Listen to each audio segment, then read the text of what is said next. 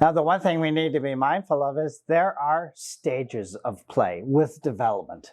So every member of the family can be involved with the Children's Festival, even little infants.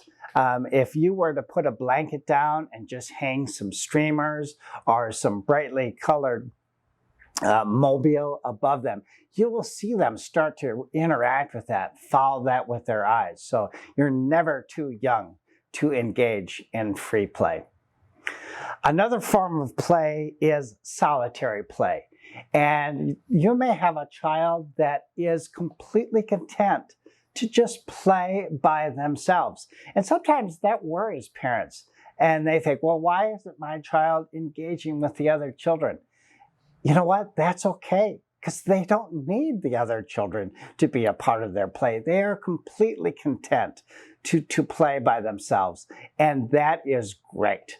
That is a very valuable kind of play. So it's something that we don't want to correct because it's not incorrect. It's just they are, in a way, little scientists, and they are developing these theories and playing with them, but they dictate how it's done. So solitary play, fantastic.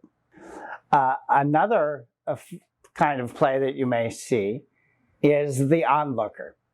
And that is a child that is, you might think, well, they're not playing because they're standing off to the side and just kind of taking it all in. And that's important too. That's a great form of play. And it's very important for children to be able to understand the rules before they get in there and start mixing it up themselves. So allow them to have that onlooker stage of just sitting back and taking it all in. And when they're ready to engage, they will engage. You see the onlooker stage often with older kids and you don't see it as much with younger siblings. And that's because the younger sibling has been in that onlooker stage since they were born. They have been watching that older sibling. What are the rules? How are things unfolding? So allow that onlooker stage to happen. That's a very important part of play, is so that they feel comfortable to become engaged. Another form of play that you may see during the Children's Festival is parallel play. And parallel play is children that are playing together of sorts. They may be at a craft table and they are working on the same craft, but they're not necessarily engaging with one another. But they are learning those social skills of waiting their turn. Maybe getting an idea from watching another child next to them. Oh, they're doing that with their craft. Maybe I could attempt something like that or something different. So the kids aren't exactly playing together, but they're playing side by side, but they are learning those very important social cues by just playing side by side. That's parallel play. Another type of play is associative play, and that is what you would describe as children playing together.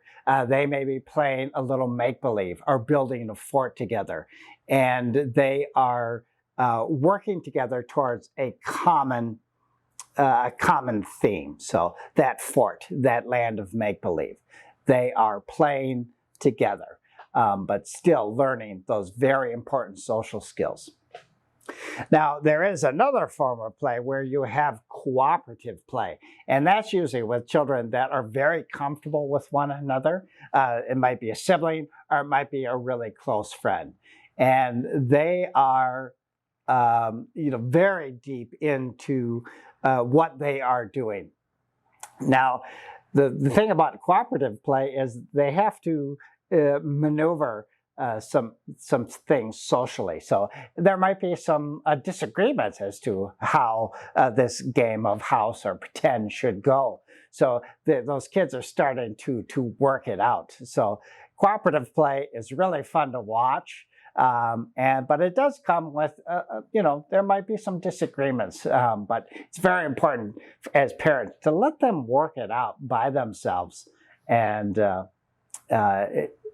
all these different kinds of play are important and exciting to watch.